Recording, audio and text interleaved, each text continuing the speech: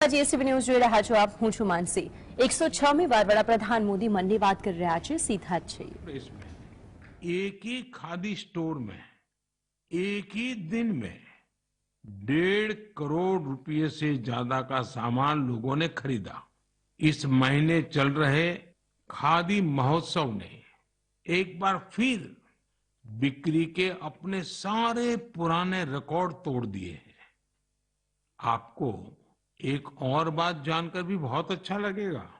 10 साल पहले देश में जहां खादी प्रोडक्ट्स की बिक्री बड़ी मुश्किल से 30,000 करोड़ रुपए से भी कम थी, अब ये बढ़कर 1.25 लाख करोड़ रुपए के आसपास पहुंच रही है। खादी की बिक्री बढ़ने का मतलब है इसका फायदा शहर से लेकर गांव तक में अलग अलग वर्गों तक पहुंचता है। इस बिक्री का लाभ हमारे बुनकर, हस्तशिल्प के कारीगर, हमारे किसान, आयुर्वेदिक पौधे लगाने वाले, कुटीर उद्योग सबको लाभ मिल रहा है। और यही तो वोकल फॉर लोकल अभियान की ताकत है और धीरे धीरे आप सब देशवासियों का समर्थन भी बढ़ता जा रहा है। साथियों, आज मैं अपना एक और आग्रह आपके सामने दोहराना चाहता हूं और बहुत ही आग्रह पूर्वक दोहराना चाहता हूं। जब भी आप पर्यटन पर जाएं, तीर्थाटन पर जाएं, तो वहां के स्थानीय कलाकारों के द्वारा बनाए गए उत्पादों को जरूर खरीदें।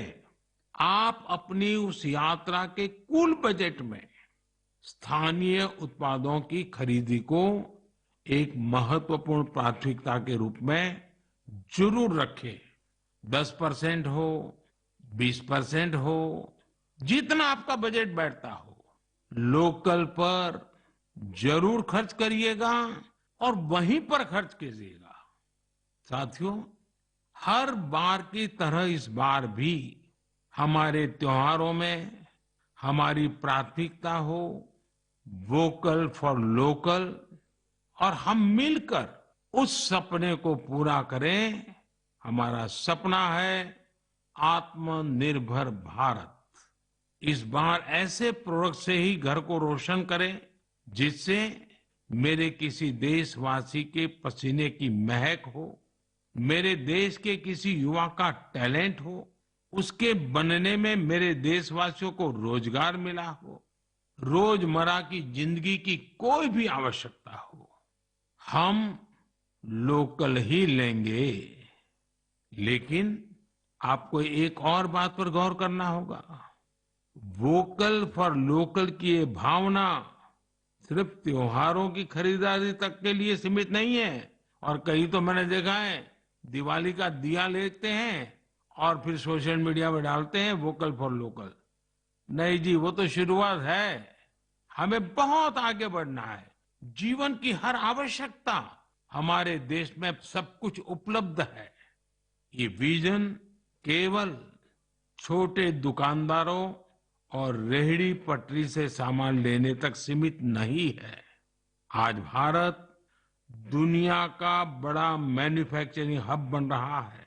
कई बड़े ब्रांड यहीं पर अपने प्रोडक्ट को तैयार कर रहे हैं। अगर हम उन प्रोडक्ट को अपनाते हैं तो मेक इन इंडिया को बढ़ावा मिलता है और ये भी लोकल के लिए वोकल ही होना होता है। और हाँ, ऐसे प्रोडक्ट को खरीदते समय हमारे देश की शान यूपीआई डिजिटल पेमेंट सिस्टम से पेमेंट करने के आग्रही बने, जीवन में आदत डालें और उस प्रोडक्ट के साथ या उस कारीगर के साथ सेल्फी नमो ऐप पर मेरे साथ शेयर करें और वो भी मेड इन इंडिया स्मार्टफोन से। मैं उनमें से कुछ पोस्ट को सोशल मीडिया पर शेयर करूंगा ताकि दूसरे लोगों को भी वोकल फॉर लोकल की प्रेरणा मिले। साथियों, जब आप भारत में बने, भारतीयों द्वारा बनाए गए उत्पादों से अपनी दिवाली रोशन करेंगे, अपने परिवार की हर छोटी मोटी आवश्यकता लोकल से पूरी करेंगे, तो दिवाली की जगमगाहट ज्यादा बढ़ेगी ही बढ़ेगी, लेकिन उन कारीगरों की जिंदगी में एक नई दिवाली आएगी, जीवन की एक नई सुबह आएगी, उनका जीवन शानदार बनेगा। भारत को आत्मनिर्भर बनाइए, मेक इन इंडिया ही चुनते जाइए, जिससे आपके साथ साथ और भी करोड़ों देशवासियों की दिवाली शानदार बने, जानदार बने, रोशन बने, दिलचस्प बने। मेरे प्यारे देशवासियों, 31 अक्टूबर का दिन हम सभी के लिए बहुत विशेष होता है। इस दिन हमारे लौह पुरुष सरदार वल्लभ भाई पटेल की जन्म जयंती मनाते हैं। हम भारतवासी उन्हें कई वजहों से याद करते हैं और श्रद्धा पूर्वक नमन करते हैं। सबसे बड़ी वजह है देश की 580 से ज्यादा रियासतों को जोड़ने में उनकी अतुलनीय भूमिका। हम जानते हैं हर साल 31 अक्टूबर को गुजरात में स्टैच्यू ऑफ यूनिटी पर एकता दिवस से जुड़ा मुख्य समारोह होता है। इस बार इसके अलावा दिल्ली में कर्तव्य पथ पर एक बहुत ही विशेष कार्यक्रम आयोजित हो रहा है। आपको याद होगा, मैंने पिछले दिनों देश के हर गांव से, हर घर से मिट्टी संग्रह करने का आग्रह किया था। हर घर से मिट्टी संग्रह करने के बाद उसे कलश में रखा गया और फिर अमृत कलश यात्राएं निकाली गई। देश के कोने कोने से एकत्रित की गई ये माटी, ये हजारों अमृत कलश यात्राएं अब दिल्ली पहुंच रही है। यहां दिल्ली में उस मिट्टी को एक विशाल भारत कलश में डाला जाएगा और इसी पवित्र मिट्टी से दिल्ली में अमृत वाटिका का निर्माण होगा। यह देश की राजधानी के हृदय में अमृत महोत्सव की भव्य विरासत के रूप में मौजूद रहेगी। 31 अक्टूबर को ही देश भर में पिछले 2.5 साल से चल रहे आजादी के अमृत महोत्सव का समापन होगा।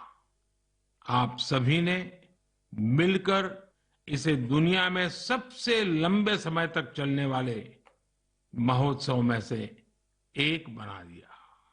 अपने सेनानियों का सम्मान हो या फिर हर घर तिरंगा, आजादी के अमृत महोत्सव में लोगों ने अपने स्थानीय इतिहास को एक नई पहचान दी है। इस दौरान सामुदायिक सेवा की भी अद्भुत मिसाल देखने को मिली है। साथियों, मैं आज आपको एक और खुशखबरी सुना रहा हूं, और विशेष करके मेरे नौजवान बेटे बेटियों को, जिनके दिलों में देश के लिए कुछ करने का जज्बा है, सपने हैं, संकल्प है। ये खुशखबरी देशवासियों के लिए तो है ही है। मेरे नौजवान साथियों, आपके लिए सविशेष है। 2 दिन बाद ही 31 अक्टूबर को एक बहुत बड़े राष्ट्रव्यापी संगठन की नींव रखी जा रही है, और वो भी सरदार साहब की जन्म जयंती के दिन। इस संगठन का नाम है मेरा युवा भारत, यानी माय भारत। माय भारत संगठन भारत के युवाओं को राष्ट्र निर्माण के विभिन्न आयोजनों में अपनी सक्रिय भूमिका निभाने का अवसर देगा। ये विकसित भारत के निर्माण में भारत की युवा शक्ति को एकजुट करने का एक अनोखा प्रयास है। मेरा युवा भारत की वेबसाइट माय भारत भी शुरू होने वाली है। मैं युवाओं से आग्रह करूंगा, बार बार आग्रह करूंगा कि आप सभी मेरे देश के नौजवान, आप सभी मेरे देश के बेटे बेटी MyBharat.gov.in पर रजिस्टर करें और विभिन्न कार्यक्रम के लिए साइन अप करें। 31 अक्टूबर को पूर्व प्रधानमंत्री श्रीमती इंदिरा गांधी जी की पुण्यतिथि भी है। मैं उन्हें भी भावभीनी श्रद्धांजलि अर्पित करता हूं। मेरे परिवारजनों, हमारा साहित्य, लिटरेचर एक भारत श्रेष्ठ भारत की भावना को प्रगाढ़ करने के सबसे बेहतरीन माध्यमों से एक है। मैं आपके साथ तमिलनाडु की गौरवशाली विरासत से जुड़े दो बहुत ही प्रेरक प्रयासों को साझा करना चाहता हूं। मुझे तमिल की प्रसिद्ध लेखिका बहन शिवशंकरी जी के बारे में जानने का अवसर मिला है। उन्होंने एक प्रोजेक्ट किया है, नीट इंडिया थ्रू लिटरेचर।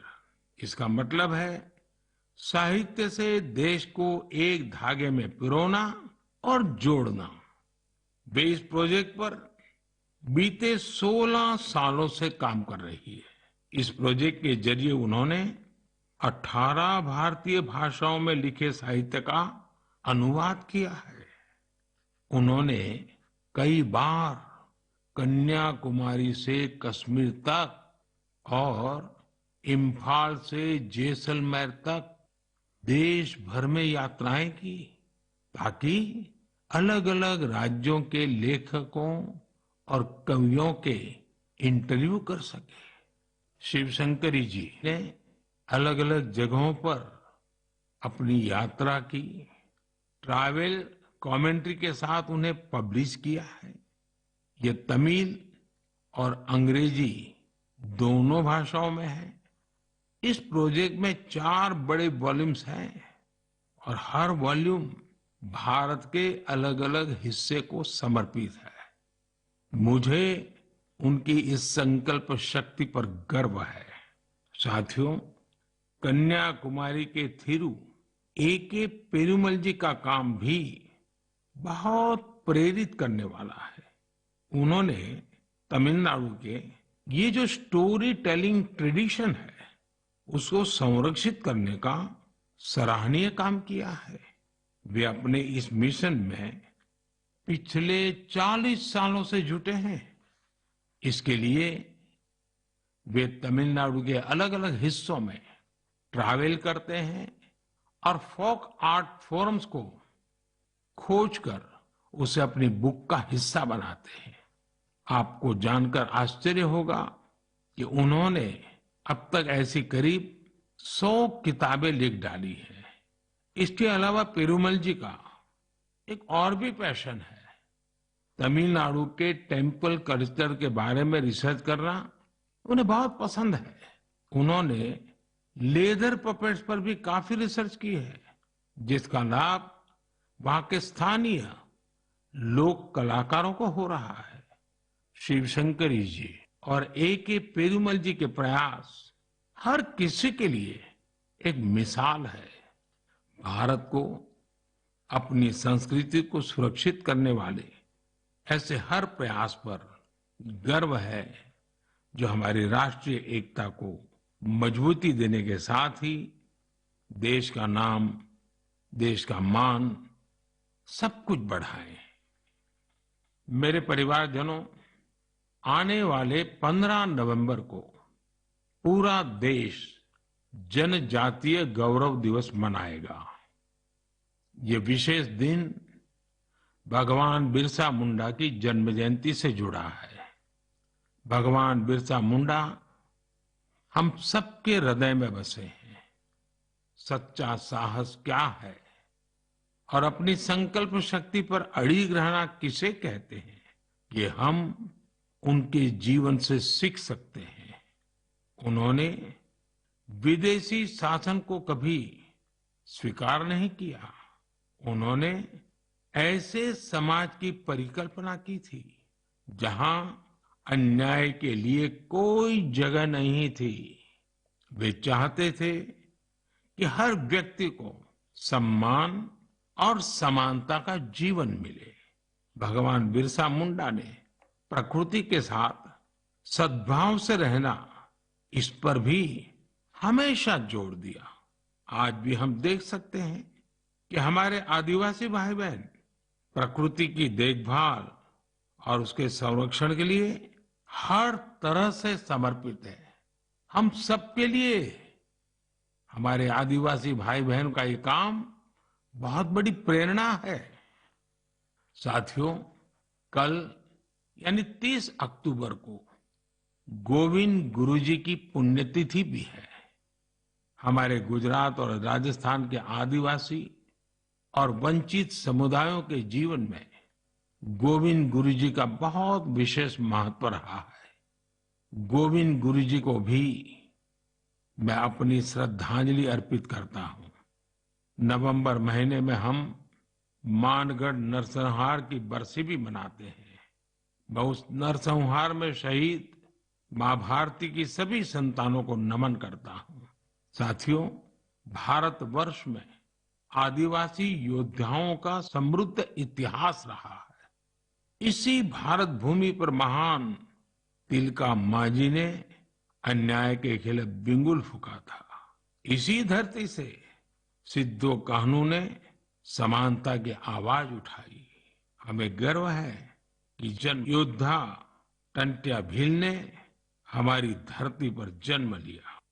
हम शहीद वीर नारायण सिंह को पूरी श्रद्धा के साथ याद करते हैं, जो कठिन परिस्थितियों में अपने लोगों के साथ खड़े रहे। वीर रामजी गोंड हो, वीर गुंडा धूर हो, भीमा नायक हो, उनका साहस आज भी हमें प्रेरित करता है। अल्लूरी सीताराम राजू ने आदिवासी भाई बहनों में जो अलग जगाई, उसे देश आज भी याद करता है। नॉर्थ ईस्ट में कियांग नोबांग और रानी गाइदिन्ल्यू जैसे स्वतंत्रता सेनानियों से भी हमें काफी प्रेरणा मिलती है। आदिवासी समाज से ही देश को राजमोहिनी देवी और रानी कमलापति जैसी वीरांगनाएं मिली। देश इस समय आदिवासी समाज को प्रेरणा देने वाली रानी दुर्गावती जी की 500वीं जयंती मना रही है। मैं आशा करता हूं कि देश के अधिक से अधिक युवा अपने क्षेत्र की आदिवासी विभूतियों के बारे में जानेंगे और उनसे प्रेरणा लेंगे।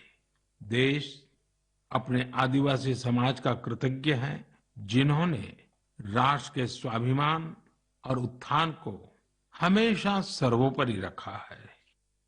मेरे प्यारे देशवासियों, त्योहारों के इस मौसम में इस समय देश में स्पोर्ट्स का भी परचम लहरा रहा है। पिछले दिनों एशियन गेम्स के बाद पैरा एशियन गेम्स में भी भारतीय खिलाड़ियों ने जबरदस्त कामयाबी हासिल की है। इन खेलों में भारत ने 111 मेडल जीतकर एक नया इतिहास रच दिया है। मैं पैरा एशियन गेम्स में हिस्से लेने वाले सभी एथलीट्स को बहुत बहुत बधाई देता हूं। साथियों, मैं आपका ध्यान special Olympics world summer games की ओर भी ले जाना चाहता हूं। इसका आयोजन बर्लिन में हुआ था। ये प्रतियोगिता हमारे इंटेलेक्चुअल डिसेबिलिटीज वाले एथलीटों की अद्भुत क्षमता को सामने लाती है।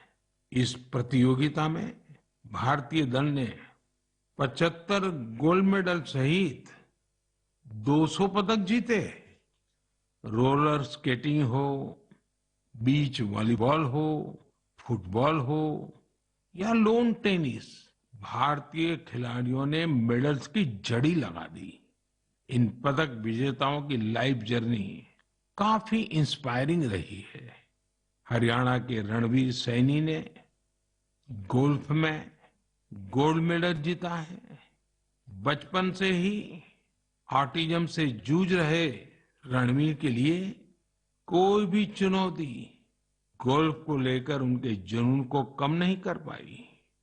उनकी माँ तो यहां तक कहती हैं कि रणवीर की वजह से परिवार में आज सब गोल्फर बन गए हैं। पुडुचेरी के 16 साल के टी विशाल ने 4 मेडल जीते। गोवा की सिया सरोदे ने पावर लिफ्टिंग में 2 गोल्ड मेडल सहित 4 पदक अपने नाम किए। 9 साल की उम्र में अपनी मां को खोने के बाद भी उन्होंने खुद को निराश नहीं होने दिया।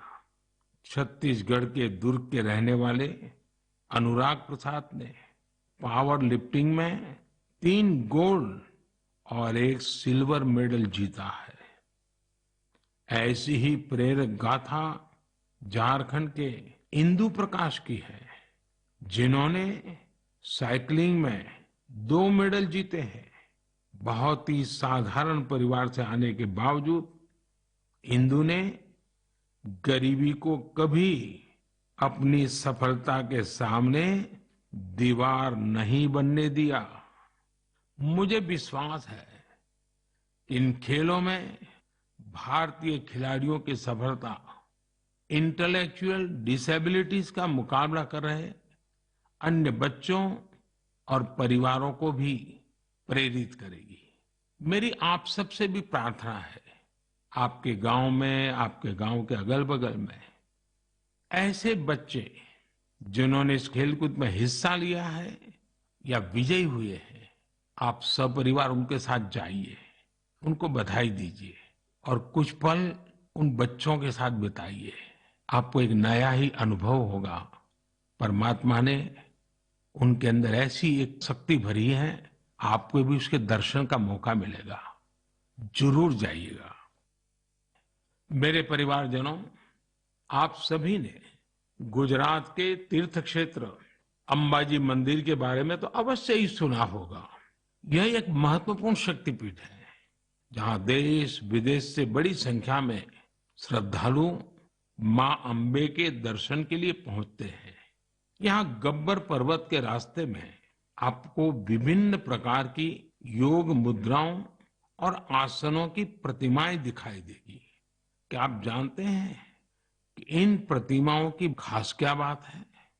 दरअसल ये स्क्रैप से बने स्कल्पचर हैं, यानी एक प्रकार से कबाड़ से बने हुए, और जो बेहद अद्भुत है, यानी ये प्रतिमाएं इस्तेमाल हो चुकी, कबाड़ में फेंक दी गई पुरानी चीजों